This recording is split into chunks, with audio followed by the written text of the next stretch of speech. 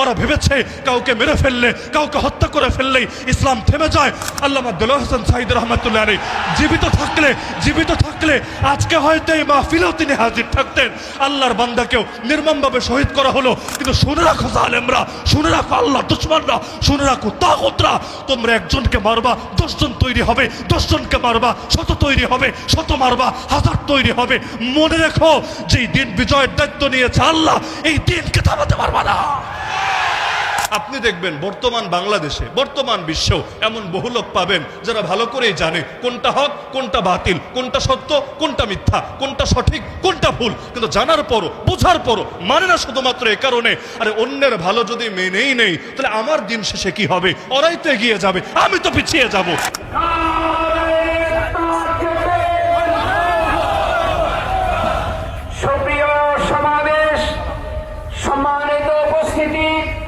ইতিমধ্যে আমাদের মঞ্চ উপস্থিত হয়েছেন প্রখ্যাত ইসলামিক স্কলার, যুবকদের আইডল হযরত আল্লামা মুফতি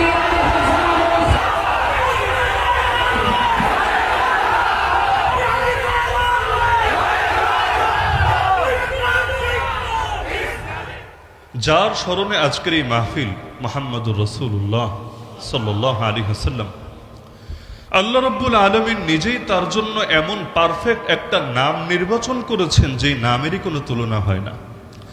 মুহাম্মদ শব্দের অর্থ হলো মান ইজতামাআত ফীহিল খিসালুল মাহমুদাতু কুল্লুহা, প্রশংসনীয় যত গুণ আছে, প্রশংসা করার উপযুক্ত যত গুণ, যত বৈশিষ্ট্য হতে পারে, সবগুলো গুণ যার একার ভেতরে থাকে তাকেই মৌলিকভাবে মুহাম্মদ বলে। আমরাও তো অনেকে নিজেদের নামের সাথে মোহাম্মদ লিখি অথবা বরকতের নিয়াতে সন্তানদের নাম মোহাম্মদ রাখি, কিন্তু আমরা সকলেই এটা বিনা দ্বিধাই স্বীকার করি যে এই নামের উপযুক্ত এই পৃথিবীর বুকে যিনি একমাত্র ছিলেন তিনি হলেন মুহাম্মদুর রাসূলুল্লাহ সাল্লাল্লাহু আলাইহি ওয়াসাল্লাম। কারণ জাহেরি এবং বাতেনি যত রকম গুণ হতে পারে আল্লাহ রাব্বুল আলামিন কোনো একটা গুণও কম রাখেন নাই। আমাদের মধ্যেও যারা পরিপূর্ণ, খুঁজলে দেখা যাবে 90টা গুণ পরিপূর্ণ, কিন্তু 10টা জায়গায় গ্যাপ আছে। এক জায়গায় অনেক এগিয়ে কিন্তু আরেকটা জায়গায় তার দুর্বলতা আছে। পৃথিবীর সবাই এমন, কেউ দেখতে অনেক সুন্দর কিন্তু ভেতরগত সমস্যা আছে, কারণ ভেতরটা অনেক ভালো কিন্তু বাহ্যিক সৌন্দর্যে একটু ঘাটতি আছে। কিন্তু একজন ব্যক্তি এমন যার স্মরণে সাহাবী হাসান বিন সাবিত রাদিয়াল্লাহু আনহু এই বাক্য পর্যন্ত ব্যবহার করেছিলেন, ওয়া আহসানা মিনকা লাম তারা কাত্তু আইনি ওয়া আজমালা মিনকা লাম তালিদিন নিসাউ খুলিকতা মুবাররাআন মিন কুল্লি আইবিন কাআন্নাকা কাদ খুলিকতা কামা তাশাউ। আপনার চাইতে সুন্দর কোনো মানুষকে আমার চোখ কখনো দেখেই নাই, আর দেখবে কিভাবে? আপনার চাইতে সুন্দর কাউকে কোনো নারী কোনোদিন জন্মই দেয় নাই। আপনি সৃষ্টি হয়েছেন সব দোষ ত্রুটি থেকে এমনভাবে মুক্ত হয়ে যেন আপনি সৃষ্টি হয়েছেন ঠিক নিজে যেভাবে চেয়েছেন সেভাবে। আল্লাহ রাসূল সাল্লাল্লাহু আলাইহি ওয়াসাল্লামের অঙ্গ প্রত্যঙ্গ একদম মাথা থেকে নিয়ে পা পর্যন্ত, প্রতিটা অঙ্গ মোবারকের মধ্যে পর্যন্ত আল্লাহ তাআলা এমন শতভাগ পারফেক্ট করে এগুলো গড়ে দিয়েছিলেন। আজও পর্যন্ত শামাইলের গ্রন্থ যদি কেউ খুলে দেখে অবাক হবে, একজন মানুষ বাহ্যিক সৌন্দর্যের বিচারেও এতটা পারফেক্ট কিভাবে হতে পারে। এমনকি আল্লাহ রাসূল সাল্লাল্লাহু আলাইহি ওয়াসাল্লামের কিছু শান্ত এমন ছিল যেগুলো সবাই স্বীকার করতে বাধ্য হতো। যেমন আল্লাহ রাসূল সাল্লাল্লাহু আলাইহি ওয়াসাল্লাম তিনি কিন্তু মানুষদের ভেতরে সবচাইতে লম্বা ছিলেন না, কারণ মাত্রাতিরিক্ত লম্বা হলে দেখতে খুব সুন্দরও দেখা যায় না। কিন্তু নবীজির শান ছিল এটা, আল্লাহ রাসূল সাল্লাল্লাহু আলাইহি ওয়াসাল্লাম তিনি সাইজের বিবেচনায় ছিলেন মধ্যমাকৃতির চাইতে কিছুটা উঁচু, কিন্তু যখনই মানুষের ভেতরে চলতেন, যখনই অন্যদের সঙ্গে হাঁটতেন, আর তার চাইতে লম্বা যারা ছিল তাদের উপরেও দূর থেকে তার মাথাটাই নজরে আসতো। আল্লাহ রাব্বুল আলামিন এমন শান তাকে দিয়েছিলেন। আপনি যদি শামাইলে তিরমিজি পড়েন সেখানেও দেখবেন বিখ্যাত সাহাবী হিন্দ বিন আবি হালা রাদিয়াল্লাহু আনহু হাদিসের মধ্যে আছে আল্লাহ রাসূল সাল্লাল্লাহু আলাইহি ওয়াসাল্লামের নাক মোবারক যেটা ছিল লাহু নূরুন ইয়ালু, এই নাকের মধ্যে সদা সর্বদা এক ধরনের বিশেষ নূর চমকাতে থাকতো।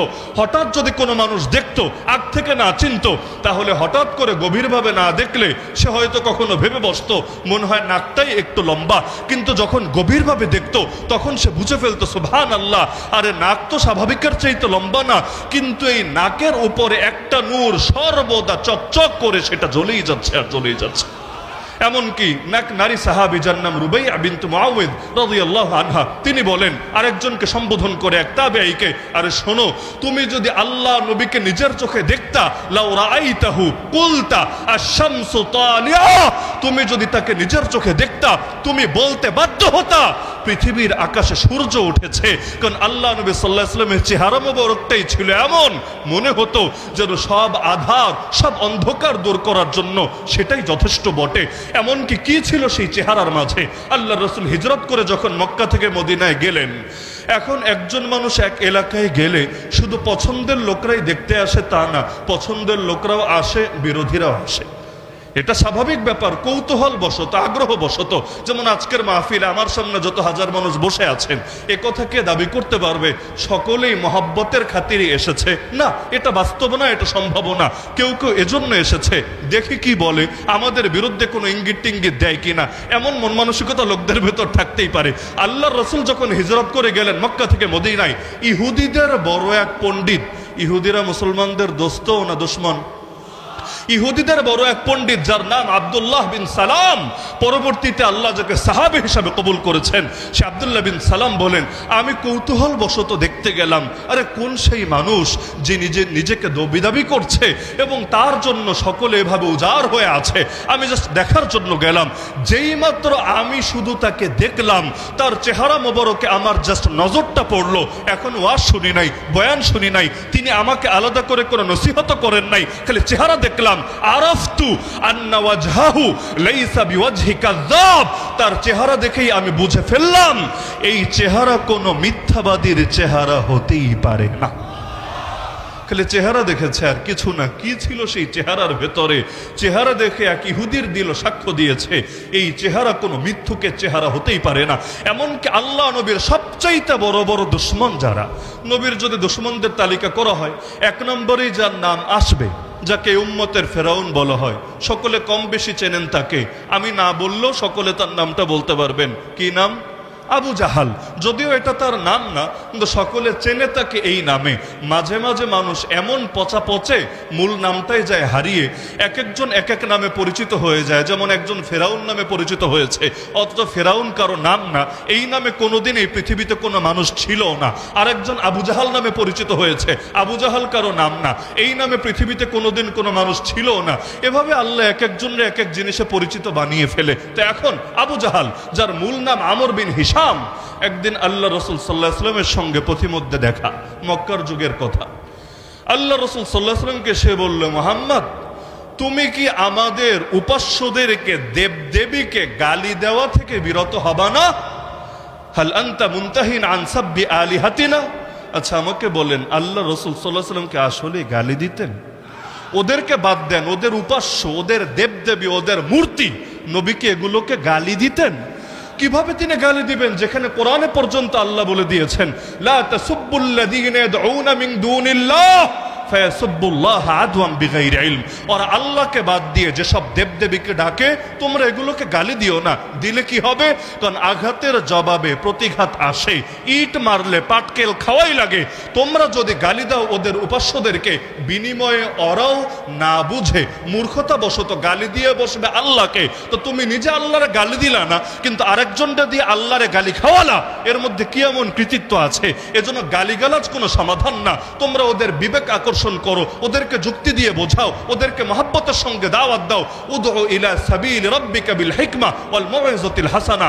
কিন্তু আল্লাহ নবী জীবনে কখনো কাউকে গালি দেন নাই, কিন্তু আল্লাহ নবীর বিরুদ্ধে মক্কায় এই অপবাদটা সবসময় বলা হতো, সে আমাদের মরা বাপ দাদাকে গালি দেয়, সে আমাদের উপাস্যদেরকে গালি দেয়। নাউযুবিল্লাহ। তা আল্লাহ রাসূলকে সামনাসামনি বলছে, তুমি কি আমাদের উপাস্যদেরকে গালি দেওয়া থেকে বিরত হবা না? তুমি চাও কি? তুমি কি শুধু এটাই চাও যে আমরা একথার সাক্ষ্য দেই, একথার স্বীকারোক্তি দেই যে তুমি তোমার রবের বার্তা পৌঁছে দিয়েছো? এটাই তো তোমার চাওয়া। ঠিক আছে, যাও, আমরা সাক্ষ্য দিয়ে দিলাম, আমরা স্বীকারোক্তি দিয়ে দিলাম, তুমি তোমার দায়িত্ব পালন করেছো, তুমি তোমার দ্বীনের বার্তা প্রচার করেছো। এবার অন্তত তুমি থেমে যাও, আর আমাদের মধ্যে তুমি মিথ্যা প্রচার করো না। আল্লাহ রসুলকে এই কথা বলল। আল্লাহ রসুল সাল্লাল্লাহু আলাইহি ওয়াসাল্লাম এই জাহেলের সঙ্গে, মূর্খের সঙ্গে বিতর্কে লিপ্ত না হয়ে সেখান থেকে চলে গেলেন। এবার তার সঙ্গে একটা লোক ছিল যিনি পরবর্তীতে মুসলমান হয়েছেন, নাম হলো মুগীরা বিন শুবা রাদিয়াল্লাহু আনহু, বিখ্যাত সাহাবী। এবার আবু জাহাল তাকে বলছে, শোনো, আমি যে মোহাম্মদকে বললাম যে মোহাম্মদ যা প্রচার করে সেটা মিথ্যা, আমরা স্বীকারোক্তি দিলাম যে সে প্রচার করেছে, কিন্তু সেটাকে যে আমি মিথ্যা বলে অভিহিত করলাম, শোনো, আমি কিন্তু বাস্তবে সেটাকে মিথ্যা মনে করি না। মুগীরা বিন শুবা অবাক, মিথ্যা মনে না করলে মিথ্যা বললেন কেন? তাহলে তো মেনে নিলেই হয়, এত ঝামেলা কেন করছেন? যেটা সত্য সেটা মানতে দ্বিধা কোথায়, বাধা কোথায়? আবু জাহাল বলল, বাধা শুধুমাত্র এক জায়গায়। সে শব্দ ব্যবহার করলো বানু কুসাই, অর্থাৎ বোঝালো নবীর যে বংশ। সে বলল, দেখো, এই মোহাম্মদের বংশের লোকেরা দাবি করেছিল 4 জিনিস। 1 নম্বরে তারা দাবি করেছিল হিজাবা আমাদের। হিজাবা মানে হলো কাবা ঘরের রক্ষণাবেক্ষণের দায়িত্ব। কাবা ঘরের রক্ষণাবেক্ষণের দায়িত্ব এটা যেন তেন গর্বের বিষয় না, ওই যুগেও ছিল এটা সবচাইতে বড় ইজ্জত এবং সম্মানের বিষয়। তাহলে তার বংশ দাবি করেছিল হিজাবা আমাদের, কাবা ঘরের রক্ষণাবেক্ষণের দায়িত্ব আমাদের। আমরা মেনে নিয়েছি, না মেনে উপায় নাই। দ্বিতীয়, তারা দাবি করলো সিকায়া আমাদের। সিকায়া মানে হলো হাজিদেরকে জমজমের পানি পান করানো, অর্থাৎ জমজম থাকবে আমাদের অধীনে, আমরা হাজিদেরকে পানি পান করাবো। এটাও ইজ্জতের, এটাও গর্বের। তারাও দাবি করেছে, আমরা এটাও মেনে নিয়েছি, না মেনে উপায় নাই। 3 নম্বরে তারা দাবি করেছে নাদুয়া আমাদের। নাদুয়া বুঝেন? নাদুয়া হলো তাদের পার্লামেন্ট, যেখানে বসে তারা মিটিং করত, তারা বিভিন্ন বিষয় নিজেদের মধ্যে আলাপ আলোচনা করে সিদ্ধান্ত নিত। ওরা দাবি করেছে নাদুয়ার নেতৃত্ব আমাদের হাতে, আমরা এটাও মেনে নিয়েছি। 4 নম্বরে তারা দাবি করেছে লিওয়া আমাদের। লিওয়া মানে ঝান্ডা, যুদ্ধের মাঠের পতাকা, এটাও থাকবে আমাদের হাতে, আমরা মেনে নিয়েছি। এরপর তাদের সাথে টক্কর দেব কিভাবে, এজন্য তারাও দান করেছে, আমরাও দান করেছি। তারাও গরিব দুঃখীকে খাইয়েছে, আমরাও গরিব দুঃখীকে খাইয়েছি। মোটামুটি যখন ব্যালেন্স হলো, তাদের শান আর আমাদের শান কাছাকাছি আসলো, এখন তারা বলতে শুরু করেছে আমাদের মধ্যে নবী আছে, নবী। এখন যদি বলি হ্যাঁ এইটাও মাইনা নিলাম, তাহলে আমাদের আর থাকে কি?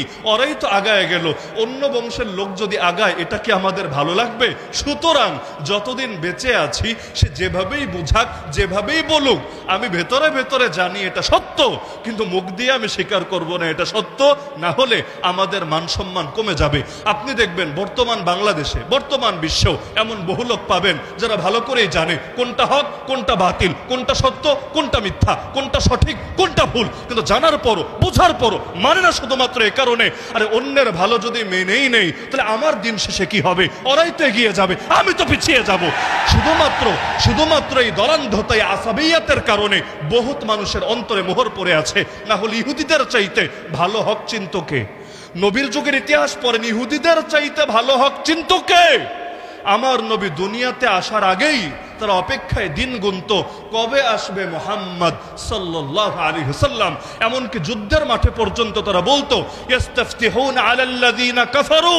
ইহুদিদের সাথে যদি কাফেরদের লড়াই হতো, তারা বলতো আরে শীঘ্রই আমাদের মধ্যে একজন নবী আসবে, তাকে নিয়ে যখন যুদ্ধ করতে নামবো, তোদের কিন্তু খবর আছে, তোরা আর তখন আমাদের সাথে কিছুতেই কোলাতে পারবি না। তাহলে যে ইহুদিরা আগে অপেক্ষায় ছিল, যে ইহুদিরা আগে দোয়া করত, যে ইহুদিরা আগে যুদ্ধের মাঠে পর্যন্ত গর্বের সাথে তার নাম প্রচার করত, হঠাৎ কি হয়ে গেল? তিনি আসার পর মানলো না তো মানলই না, উল্টো তার বিরুদ্ধে সবচাইতে ষড়যন্ত্র করলো। এমনকি আল্লাহ কোরআনে সূরা মাইদায় জানিয়েছেন, মুসলমানদের সবচাইতে বড় দুশমন হয়ে গেল ইহুদিরা। লাতাজিদান্না আশাদ্দান নাসি আদাওয়াতাল লিল্লাযিনা আমানুল ইয়াহুদ। ঝামেলা কোথায়? ওরা কি হক চেনে নাই? ওরা কি হক বোঝে নাই? ওরা কি আমার নবী যে প্রকৃত নবী, এই জ্ঞান তাদের অর্জন হয় নাই? সব হয়েছে, তাহলে মানে নাই কেন? মানে নাই শুধুমাত্র এই কারণে, নবীরা যদি মেনেই নাই, ওদের বংশটা নিচু হয়ে যাবে। ওরা হলো ইসহাক নবীর বংশের, আমার নবী ইসমাইল নবীর বংশের, অথচ ইসহাক নবীর বাবার নাম ইব্রাহিম, ইসমাইল নবীর বাবার নাম ইব্রাহিম, এক বাবার 2 পুত্র। কিন্তু কেন আমার বংশে না এসে আরেক বংশে আসলো? এজন্য চিরকাল আমার নবীর বিরুদ্ধে দুশমনী করে গেল। আল্লাহ এমন সংকীর্ণতা থেকে আমাদের অন্তরকে হেফাজত করুন। শুধু আবু জাহাল না, আবু জাহাল মরার পরে যুদ্ধের মাঠে যে নেতৃত্ব দিত, তার নামও আশা করি কম বেশি সচেতন সকলেই জানেন। কারণ এই চট্টগ্রামের একসময় নাম ছিল ইসলামাবাদ, তাই না? এখনো অনেক আলেমের নামের সাথে ইসলামাবাদই লেখে। আমি ছোটবেলায় ভাবতাম ওনারা মনে হয় বাপদাদা পাকিস্তানে থাকতো, অথবা পড়ালেখা পাকিস্তানের ইসলামাবাদে করেছেন। পরে দেখলাম না, এটা হলো পুরনো নাম। আমাদের সিলেটের পুরনো নাম ছিল জালালাবাদ এক সময়, চিটাগাংয়ের এক সময় নাম ছিল ইসলামাবাদ। তাহলে যেই জায়গার নামই ইসলামাবাদ, আমরা তো আশা করতেই পারি দুদিন আগে বা পরে এর প্রতিটা ইঞ্চি ইঞ্চি মাটিতে ইসলাম হবেই হবে, আবাদ ইনশাআল্লাহ। কারণ নামের শান্ত রক্ষা করতে হবে। নামে যদি থাকে একটা আর কামে হয় আরেকটা, এটা তো হাস্যকর ব্যাপার হবে। এটা যে কারো ক্ষেত্রে, আমার নামের মধ্যে 3 জন সাহাবীর নাম আছে। আলী একজন সাহাবীর নাম, হাসান একজন সাহাবীর নাম, উসামা একজন সাহাবীর নাম, 3 জনই সাহাবী। আলহামদুলিল্লাহ প্রতিটা মুহূর্তে আমার মাথায় এটা কাজ করে যে নামের মধ্যে যাদের নামের সাথে মিল আছে, অন্তত আমার শানের মধ্যেও তাদের শানের কিছুটা হলেও প্রতিচ্ছবি থাকতে হবে।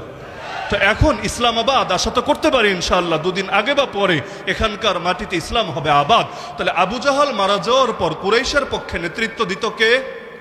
আবু সুফিয়ান। উহুদের যুদ্ধেও সে ছিল নেতা। এই আবু সুফিয়ানের ইতিহাস যদি আপনি পড়েন, দেখবেন যখন সম্রাট হিরাক্লিয়াস, আজকের ইউরোপের আগের নাম মনে করেন রোম, এখন তো ইতালির মধ্যে একটা এলাকা আছে রোম, এটা না, তৎকালীন সময়ে রোম বলতে পুরো পশ্চিমা বিশ্ব ধরতে পারেন বা পুরো ইউরোপ। এই ইউরোপের তৎকালীন যিনি বাদশাহ ছিলেন, সম্রাট ছিলেন, তাকে বলা হতো হিরাক্লিয়াস। সেই হিরাক্লিয়াসের সঙ্গে দেখা হয়েছিল আবু সুফিয়ানের উহুদ যুদ্ধের কিছুদিন পরের কথা। যার সাথে যুদ্ধ হলো তার বিরুদ্ধে তো রাগ বেশিই থাকবে। আমার নবী হক নবী কিনা এটা যাচাই করার জন্য এই হিরাক্লিয়াস প্রশ্ন করেছিল আবু সুফিয়ানকে, আমার কাছে যদি আমার দুশ্মনের ব্যাপারে কেউ জিজ্ঞেস করে আমি ভালো বলবো না সবচাইতে খারাপ বলবো?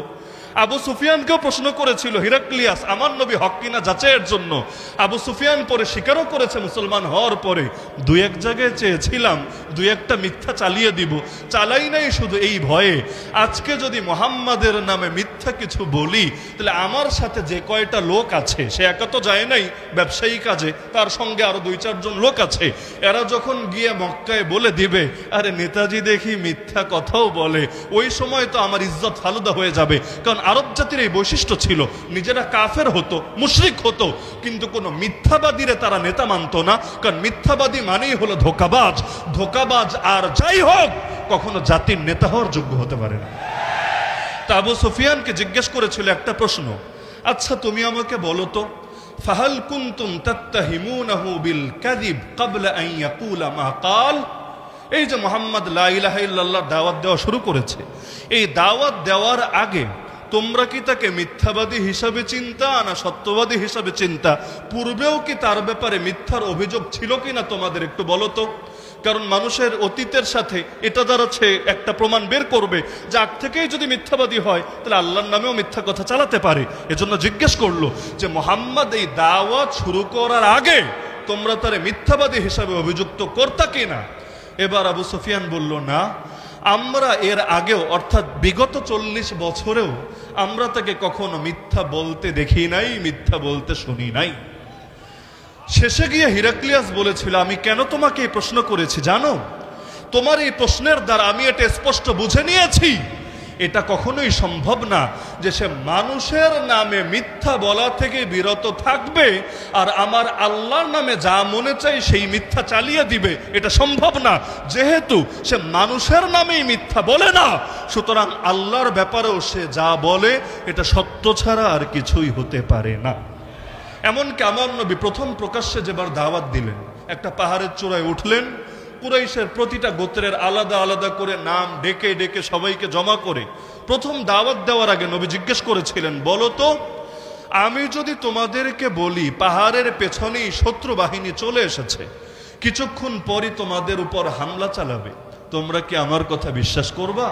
আল্লাহ রাসূল নিশ্চিত হয়ে নিচ্ছেন।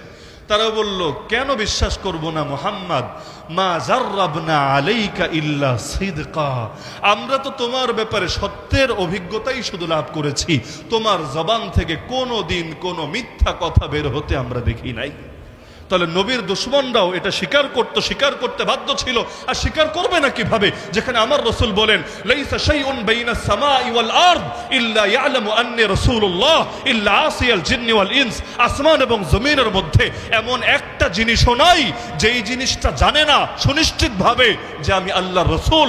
শুধুমাত্র কিছু নাফরমান, কিছু অবাধ্য জিন আর ইনসান বাদে প্রতিটা মাখলুক এই কথা জানে এবং মানে আমি শুধু সাধারণ বান্দা না, আমি আল্লাহর নবী, আল্লাহর রাসূল। এজন্য সহিহ মুসলিম খোলেন, হাদিস পাবেন, আল্লাহ রাসূল বলেন ওয়াল্লাহি, আল্লাহর কসম করে বলছি, ইন্নী লা আরিফু হাজারাম বিমাক্কা কানা ইউসাল্লিমু আলাইয়া ক্বাবলা আন উবআস ইন্নী লা আরিফুহুল আন। সেই পাথরটাকে আজও আমি মুহাম্মদ ভালো করে চিনি। আরে আমার কাছে ওহী আসা শুরু হওয়ার আগেই যেই পাথর মক্কায় আমাকে দেখলেই সালাম দিত, সালাম। আপনি চিন্তা করেন, এখনো ওহী আসা শুরুই হয় নাই, এখনো মানুষ তাকে নবী রাসূল হিসাবে চিনতে শুরুই করে নাই, কিন্তু পাথর পর্যন্ত চিনত এই মানুষটা আল্লাহর একজন নবী, এই মানুষটা আল্লাহর একজন রাসূল।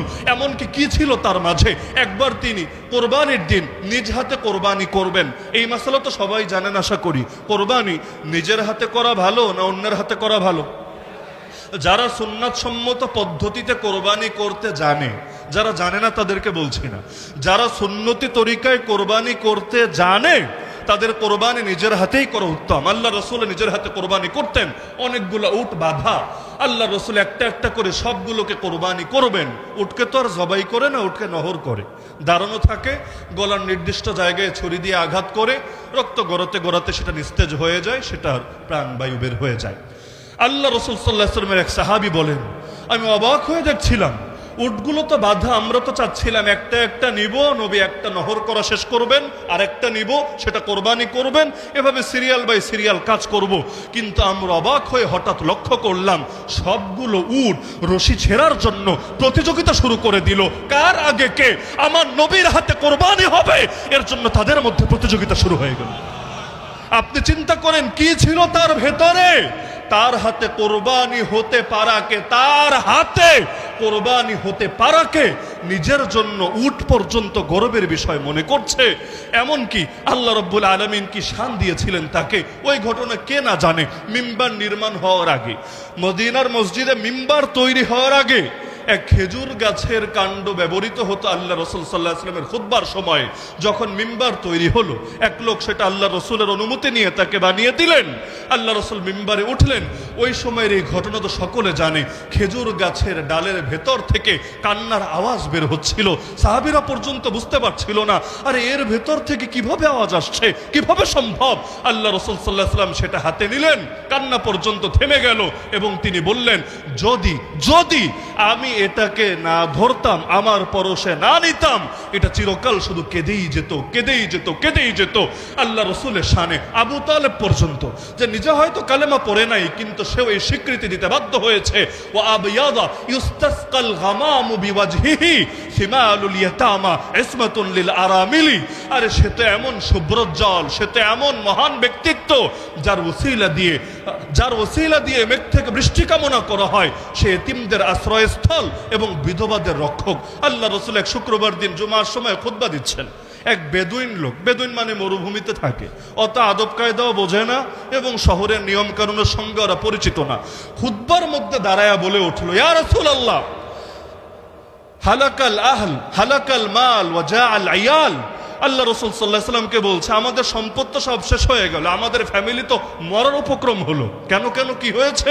সে বলল, কতদিন ধরে বৃষ্টি নেই আপনি জানেন, ইতিমধ্যে দুর্ভিক্ষ দেখা দিয়েছে, আমাদের ফ্যামিলিও বরবাদ, আমাদের সম্পদও বরবাদ, এখন আমাদের কি হবে? আল্লাহ রসুল সাল্লাল্লাহু আলাইহি ওয়াসাল্লাম সেই সময় আল্লাহকে বললেন, দেরি করলেন না, সেই সময় আল্লাহকে বললেন, আল্লাহুম্মা স্কিনা, আল্লাহুম্মা স্কিনা, আল্লাহুম্মা স্কিনা। হে আল্লাহ, আমাদেরকে বৃষ্টি দিয়ে সিক্ত করেন, বৃষ্টি দিয়ে সিক্ত করেন, বৃষ্টি দিয়ে সিক্ত করেন। সাহাবী বলেন, দোয়া মুখ থেকে বের হতে দেরি, ফল প্রকাশ হতে দেরি না। আমাকে বলেন, নবীর দোয়া কবুল হতে কি কোনো বাধা আছে? আমাদের দোয়া কবুল হতে নয়তো বিভিন্ন বাধা টাধা থাকে। অনেক সময় হারাম ইনকামের কারণে, হারাম খাওয়ার কারণে দোয়া কবুল হয় না। কখনো দোয়ার আদব না জানার কারণে, যেমন দোয়া করতে হয় নবীর শানে দুরূদ পড়ে।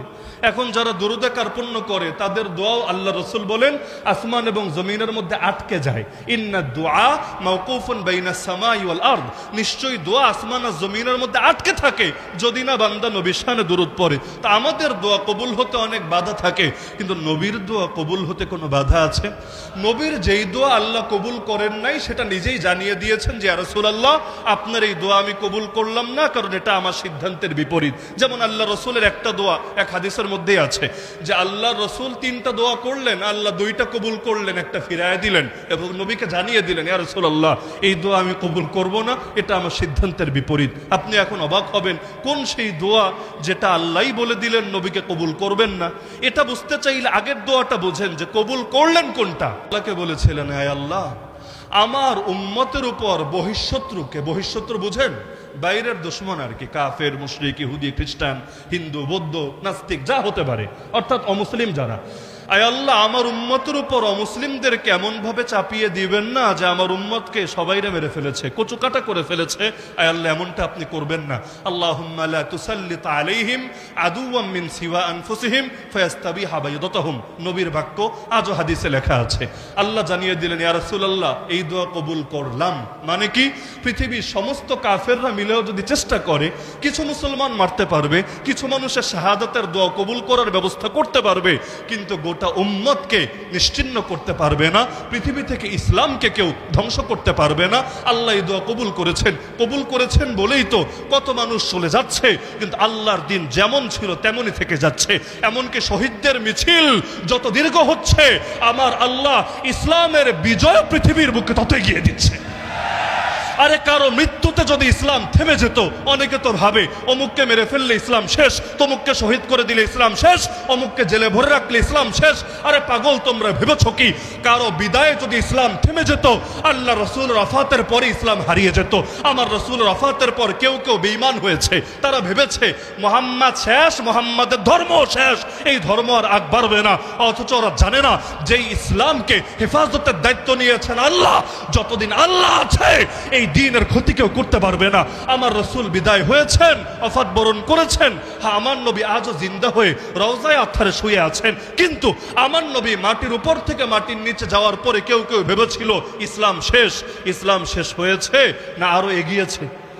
আল্লাহ রসুল যখন ইসলাম রেখে গিয়েছিলেন মক্কা, মদিনা এবং তার পার্শ্ববর্তী কিছু অঞ্চলে, কিন্তু ভবিষ্যৎবাণী করেছিলেন সেদিন বেশি দূরে না, সেদিন বেশি দূরে না, পৃথিবীর প্রতিটা ঘরে ঘরে আমার আল্লাহ ইসলামকে নিয়ে প্রবেশ করাবে। আরে আমার নবী সাল্লাল্লাহু আলাইহি ওয়াসাল্লাম এমন একদিন রেখে গিয়েছেন, বেশি দিন লাগে নাই। আল্লাহ রসুলের পর মাত্র 2 বছর খলিফা ছিলেন আবু বকর রাদিয়াল্লাহু আনহু। এরপর যিনি আসলেন তার নামটাও আপনারা বলেন অর্ধ জাহানের খলিফা।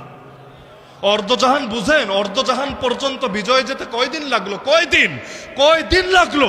এর মধ্যে আমার আল্লাহ ঠিকই পৌঁছে দিলেন। তা আমার রসুলের ওফাতের পর যেহেতু ইসলাম থামে নাই, সিদ্দিক আকবর আবু বকর রাদিয়াল্লাহু আনহু খাবারে বিষ মেশানো হয়েছিল, ইসলাম থামে নাই। ওমর ফারুক রাদিয়াল্লাহু আনহুকে নামাজের ইমামতি করা অবস্থায় শহীদ করা হয়েছিল, ইসলাম থামে নাই। ওসমান যুন্নুরাইন রাদিয়াল্লাহু আনহুকে কোরআন তেলাওয়াত করা অবস্থায় শহীদ করা হয়েছিল, ইসলাম থামে নাই।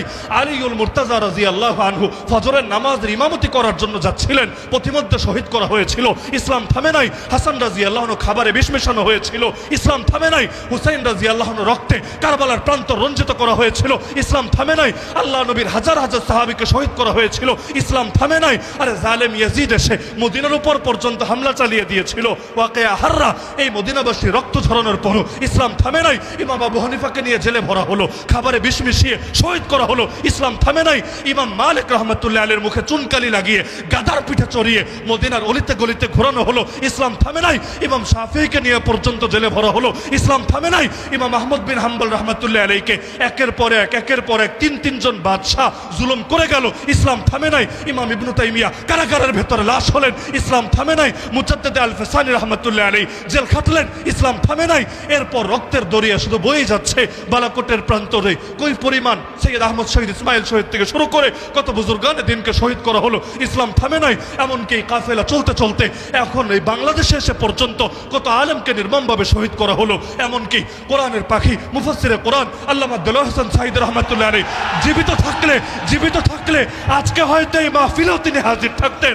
আল্লাহর বান্দাকেও নির্মমভাবে শহীদ করা হলো, ইসলাম থামে নাই। ওরা ভেবেছে কাউকে মেরে ফেললে, কাউকে হত্যা করে ফেললেই ইসলাম থেমে যায়, কিন্তু শুনে রাখো জালেমরা, শুনে রাখো আল্লাহর দুশমনরা, শুনে রাখো তাগুতরা, তোমরা একজনকে মারবা 10 জন তৈরি হবে, 10 জনকে মারবা 100 তৈরি হবে, 100 মারবা 1000 তৈরি হবে। মনে রেখো যে দিন বিজয়ের দায়িত্ব নিয়েছে আল্লাহ, এই দিনকে থামাতে পারবা না।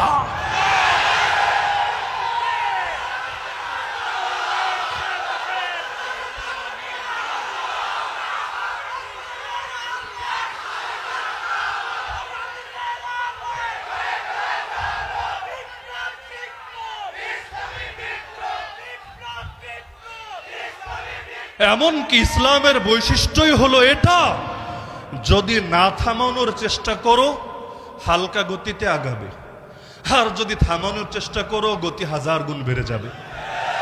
আমার নবীর দাওয়াত মক্কায় সবচাইতে বেশি বেড়েছিল কখন জানেন? আমার রসুল সাল্লাল্লাহু আলাইহি সাল্লাম একা কয়জনের কাছে গিয়ে দাওয়াত দিবেন, কয়জনের কর্ণকুহরে লা ইলাহা ইল্লাল্লাহর বাণী পৌঁছাবেন।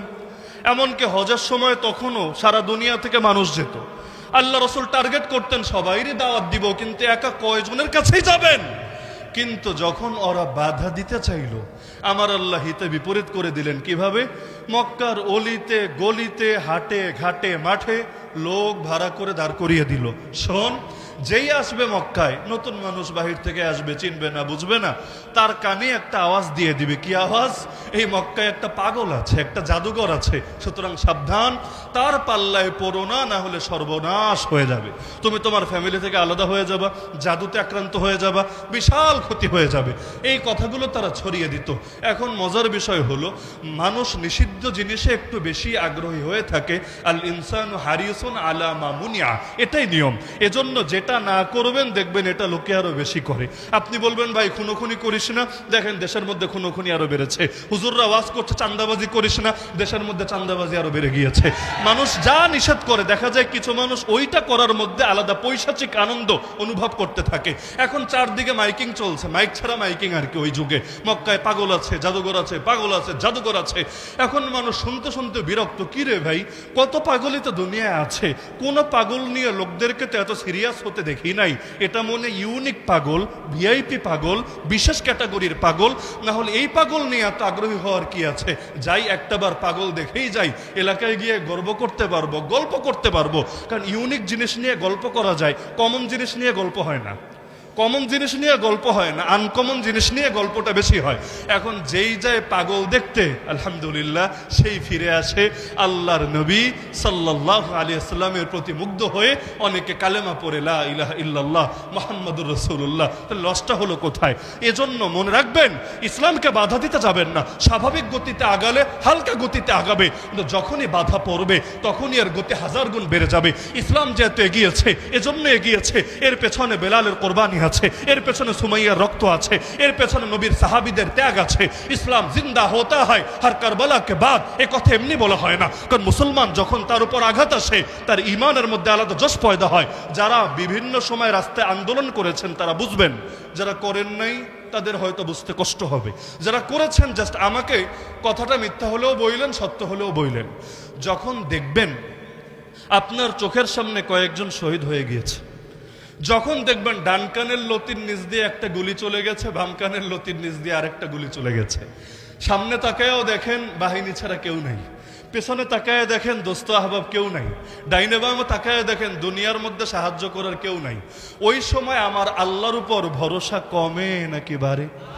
এজন্য আমার আল্লাহ কোরআনে নবীর সাহাবীদের গুণ বলেছেন, আল্লাযীনা ক্বালা লাহুমুন নাস ইন্নান নাস ক্বাদ জামাউ লাকুম ফাখশাউহুম ফাযাদাহুম ঈমানা। আরে তাদেরকে যখন লোকে ভয় দেখায়, তোমাদের বিরুদ্ধে দুনিয়ার সব মানুষ নিজেদের শক্তি, নিজেদের বাহিনী, নিজেদের অস্ত্রশস্ত্র সব একত্রিত করে ফেলেছে, তোমাদের উচিত মানুষকে ভয় পাওয়া। এই কথা শুনলে তাদের ঈমানের দরিয়ায় জোশ চলে আসে, আর তারা বলতে শুরু করে হাসবুনাল্লাহ। আরে কার ভয় দেখো আমাদেরকে? আমাদের জন্য এক আল্লাহই যথেষ্ট, আর তিনি সর্বোত্তম অভিভাবক। মুসলমান যখন মাজলুম হয়, তার সামনে মাজলুমদের ইতিহাস ভেসে আসে। এজন্য আমার নবীকে আমার আল্লাহ পূর্বের নবীদের সবচাইতে বেশি গল্প শুনিয়েছেন কবে জানেন? মদিনার জীবনে না, বরং মক্কার জীবনে। বলবেন কেন? মক্কার জীবনে আমার নবী রক্ত ঝরাচ্ছেন, মায়ের খাচ্ছেন, মাজলুম হচ্ছেন, 3 বছরের বেশি জেল খাচ্ছেন। আমার আল্লাহ তাদের ইতিহাস শুনিয়ে বলছেন, তারা যদি পারে আপনি কেন পারবেন না? তারা যদি সবর করে আপনি কেন করবেন না? মানুষের সামনে এটা ভেসে ওঠে। সুতরাং আপনার উপর যদি আঘাত আসে আর আপনি যদি স্মরণ করেন, আরে ওরা আর আমার কি ক্ষতি করবে? আমার দুশ্মন আমার আর কি ক্ষতি করবে? আমার গাল তো নবীর গালের চাইতে বেশি দামি না। আল্লাহ নবীর গালে তো চর পর্যন্ত মারা হয়েছে। আমার চেহারা নবীর চেহারার চাইতে তো বেশি দামি না। আল্লাহ নবীর চেহারা মোবারকে থুতু পর্যন্ত ছোড়া হয়েছে। আমার দাঁত নবীর দাঁতের চাইতে বেশি দামি না। আল্লাহ নবীর দাঁত মোবারক জিহাদের ময়দানে শহীদ হয়েছে। আমার গলা নবীর গলার চাইতে বেশি দামি না। আল্লাহ নবীর গলায় চাদর পেঁচিয়ে শ্বাস বন্ধ করে হত্যা করার চেষ্টা করা হয়েছে। আমার আঙ্গুল নবীর আঙ্গুলের চাইতে বেশি দামি না। জিহাদের মাঠে আমার নবীর আঙ্গুল কেটে রক্ত ঝরেছে, আর নবী আঙ্গুল ধরে কবিতা বলেছে ঠান্ডা মাথায়, ওয়াহাল আনতি ইল্লা ইসবাউন দামিতি ওয়া ফি সাবিলিল্লাহি মা লাকিতি। আরে আমার পেট নবীর পেটের চাইতে বেশি দামি না। আল্লাহ নবীকে ক্ষুধার জ্বালায় পেটে পাথর পর্যন্ত বাঁধতে হয়েছে, আমার সময় নবীর সময়ের চাইতে বেশি দামি না। 3 বছরের বেশি আল্লাহ নবীকে জেল খাটতে হয়েছে, আমার জীবন নবীর জীবনের চাইতে বেশি দামি না। আল্লাহ নবীর খাবারে বিষ মিশানো হয়েছে এবং এর ফলস্বরূপ এর 3 বছর পরে 7ম হিজরিতে বিষ খাওয়ানো হয়েছে। এর 3 বছর পরে নবী যে শহীদ হওয়ার দোয়া করেছিলেন আল্লাহর কাছে, আল্লাহ সে দোয়া কবুল করেছে। তা আমার নবী মুজাহিদ নবী ছিলেন, আমরা তো মুজাহিদ নবীর মুজাহিদ উম্মত হব। আমার নবী শহীদ নবী ছিলেন, আমরা শহীদ নবীর শহীদ উম্মত হব। আমার নবী সাহসী নবী ছিলেন, আমরা সাহসী নবীর সাহসী উম্মত হব। আমার নবী রক্ত ঝরিয়েছেন, বাতিলের সামনে মাথা নত করেন নাই, তা আমরা কিভাবে বাতিলের সামনে মাথা নত করব? সুতরাং জান যদি যায় তবুও নবীর পথে থাকবো, মাল যদি যায় তবুও নবীর পথে থাকবো, জেল যদি খাটা লাগে তবুও নবীর পথে থাকবো, এমনকি ফাঁসির কাষ্টে যদি চড়া লাগে তবুও নবীর পথে থাকবো। যতদিন বেঁচে আছি আল্লাহ নবীর আদর্শ জিন্দা করার জন্য লড়াই চালিয়ে যাব। এমনকি এর জন্য যদি রক্ত ঝরে, সেই রক্ত ঝরাকে সৌভাগ্যের বিষয় মনে করব। এই চেতনা যদি কারো ভেতরে আসে, পৃথিবীর জালেমরা কিভাবে তাকে দমাবে, কিভাবে তাকে থামাবে? আমি তো মনে করি আল্লাহ নবীর কোরবানিকে কোনো মুসলমান যদি দিলের মধ্যে ধারণ করতে পারে, পৃথিবীর কোনো অপশক্তি নাই ইসলামের বিজয় থামিয়ে দেবে।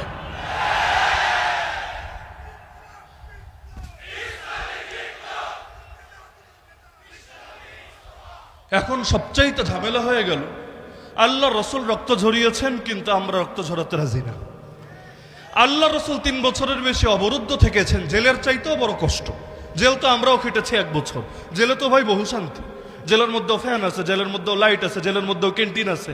এমনকি 24 ঘন্টা যেহেতু আমাদের লকআপে রাখতো, এজন্য খাদেমও থাকতো জেলের ভেতরে। মানে অন্যান্য ওই সব আলেমদেরকে একসঙ্গে জেলে ভরে রাখতো, যদিও বড় ভালোই হয়েছে। আলেমদের মধ্যে মাঝে মাঝে দূরত্ব হয়, গালিগালাজ হয়, মাইক পেলে অনেক সময় ব্যালেন্স থাকে না, একজন আর একজনের 14 গোষ্ঠী উদ্ধার করে দেয়।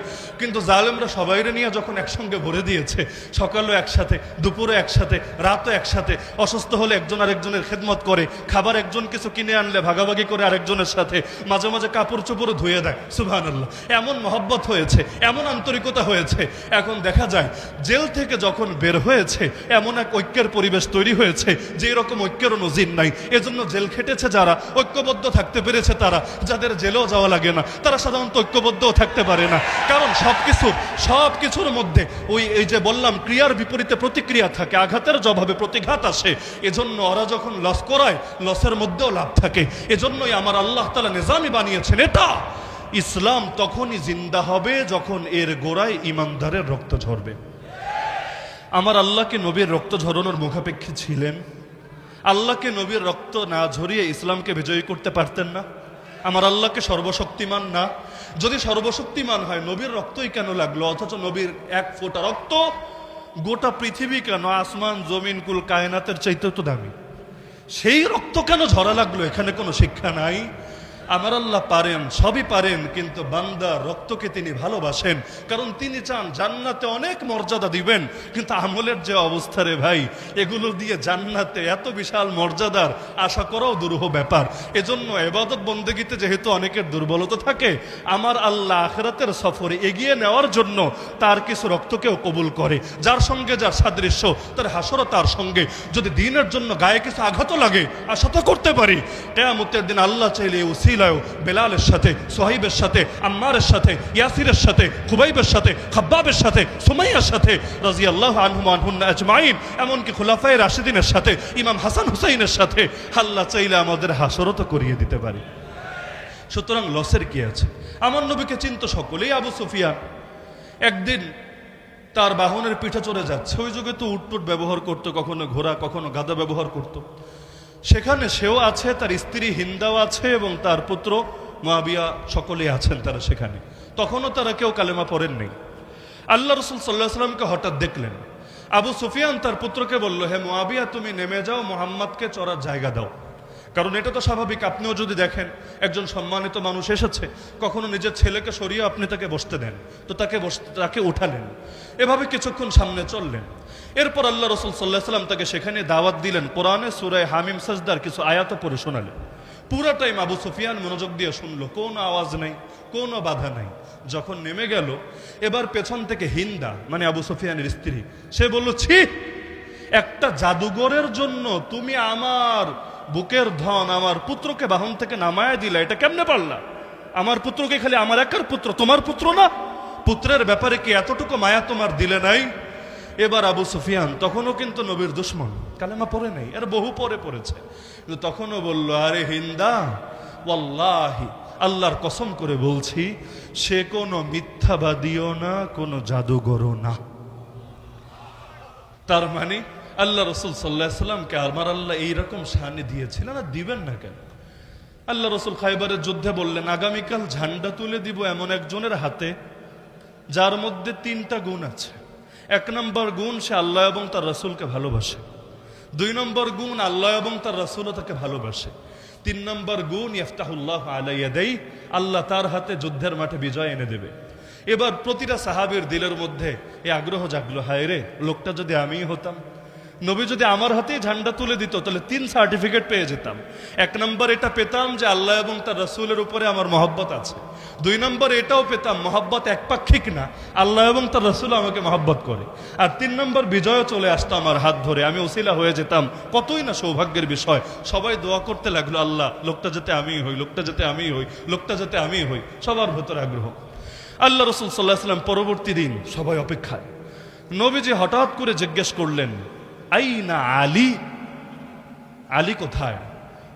তারা তো শুনেই পিলটা চমকে উঠলো, আমরা থাকতে সামনে এতজন, আলীরই খোঁজা লাগে, তাহলে তো মনে হয় তীর এবার ওদিকেই যাবে। এবার তারা বলল, আলী তো এখানে নাই। কেন? আলী কি হয়েছে? তার চোখে কি যেন সমস্যা হয়েছে, চোখে প্রচন্ড ব্যথা, চোখ খুলে তাকাতেই পারে না, এজন্য তাঁবুর ভেতরে রেস্ট করছে। আল্লাহ রসুল সাল্লাহ সাল্লাম বললেন, আলীকে ডেকে আনো আমার কাছে। অসুস্থতার ব্যাপারটা শুনেও তাদের মনে আশা জেগেছিল, যদিও প্রথমে আলীকে খুঁজেছে, আলী যেহেতু নাই, মনে হয় আমাদের সিরিয়াল আসবে, কিন্তু নবীজি বললেন, আলীকে ডেকে আনো আমার কাছে। তাকে তুলে ধরে কষ্ট করে আনা হলো। যখন আলী রাদিয়াল্লাহু আনহু আসলেন, আল্লাহ রসুল সাল্লাল্লাহু আলাইহি ওয়াসাল্লাম ফাবাসাকা ফি আইনাইন, তার চোখের মধ্যে হালকা থুথু লাগিয়ে দিলেন।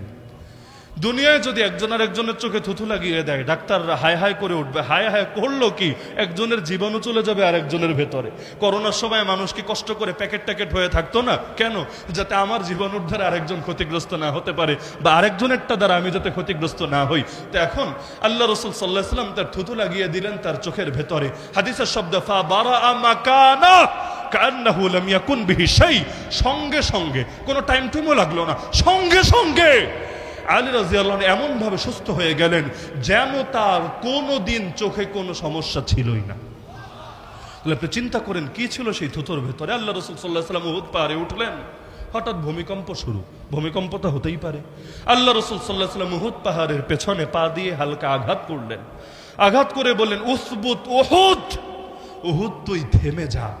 উহুদ কিন্তু সেই পাহাড়, আল্লাহ যদি আপনাদেরকে মদিনা শরীফে নেন, উহুদ পাহাড়টা অবশ্যই দেখে আসেন, কারণ উহুদ এখনো দাঁড়িয়ে আছে। যে উহুদের ব্যাপারে আল্লাহ রাসূল সাল্লাল্লাহু আলাইহি ওয়াসাল্লাম বলেছিলেন, এটা হলো সেই পাহাড়, যেই পাহাড়ও আমাকে ভালোবাসে, আমিও তাকে ভালোবাসি। আল্লাহ রসুল সাল্লাল্লাহু আলাইহি ওয়াসাল্লামকে পাহাড়ও চিনত, খালি চিনত না, বিশেষ মহব্বতও করতো। আর মহব্বত একপাক্ষিক না, আল্লাহ রসুল তার মহব্বতটা অনুভব করতেন, এজন্য নবীও তাকে বিশেষভাবে মহব্বত করতেন। সেই উহুদ কাঁপছে, ভূমিকম্প হচ্ছে। আল্লাহ রসুল পা দিয়ে আঘাত করে বললেন, উহুদ তুই থেমে যা। কেন? ফাইন্নামা আলাইকা নাবিয়্যুন ওয়া সিদ্দীকুন ওয়া শাহীদান, তুই জানিস না তোর উপর কে কে দাঁড়িয়ে আছে।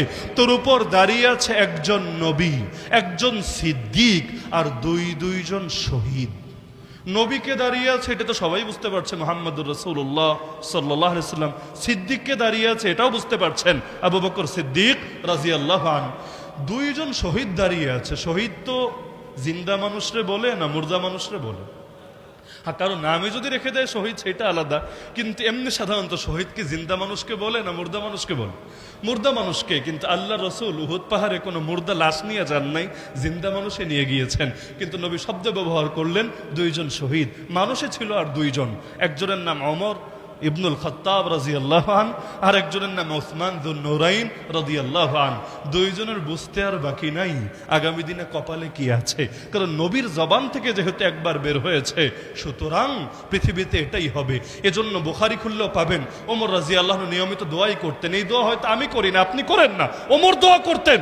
ওমরের বাক্য পর্যন্ত বুখারীতে পেয়ে যাবেন। ওয়াকাল ওমর রাদিয়াল্লাহু আনহু, আল্লাহুম্মা রযুকনি শাহাদাতান ফি সাবিলিক হে আল্লাহ আমাকে আপনার রাস্তায় শহীদি মরণ দিয়েন। এই দোয়া আমরা করি না, অথচ ওমর পর্যন্ত নিয়মিতই দোয়া করতেন। শুধু ওমর না, আল্লাহ রসুল পর্যন্ত আল্লাহকে বলেছিলেন, বুখারীতে একাধিক জায়গায় আছে, হে আল্লাহ আমার বড় ইচ্ছা হয়, লাওয়াদিত্তু লাওয়াদিত্তু, হে আল্লাহ আমার বড় আগ্রহ হয় তোমার রাস্তায় জিহাদ করে শহীদ হব, আবার জীবন দিবা, আবার শহীদ হব, আবার জীবন দিবা, আবার শহীদ হব, আবার জীবন দিবা, আবার শহীদ হব। কি আছে শাহাদাতের ভেতরে? আমার রসুল একবার না বারবার বারবার বারবার শাহাদাত চাচ্ছে আল্লাহর কাছে, অথচ আল্লাহ রসুলই তো আমাদেরকে জানিয়েছেন পৃথিবীর হায়াত একবার। তাহলে আল্লাহ রসুল যে শাহাদাতকে ভালোবেসেছেন সেই শাহাদাতকে আমরা কেন ভালোবাসি না? আরে কেউ যদি জান্নাতে একবার চলে যায় পৃথিবীতে দ্বিতীয়বার ফিরে আসতে চাইবে না, কিন্তু শহীদ হলো তারা যারা জান্নাতে গেলেও আরেকবার শাহাদাতের মধুপান করার আগ্রহে পৃথিবীতে ফিরে আসার জন্য দরখাস্ত করবে আল্লাহর কাছে, তাদের তৃপ্তি মিটবে না। তো যেই শাহাদাতকে নবী ভালোবাসতেন, যেই শাহাদাতকে ওমর ভালোবাসতেন, যেই শাহাদাতকে জান্নাতীরা জান্নাতে যাওয়ার পরও ভালোবাসবে, সেই শাহাদাতকে ভালোবাসি, পৃথিবীর কেউ আমাদেরকে দমিয়ে রাখতে পারবে না ইনশাআল্লাহ।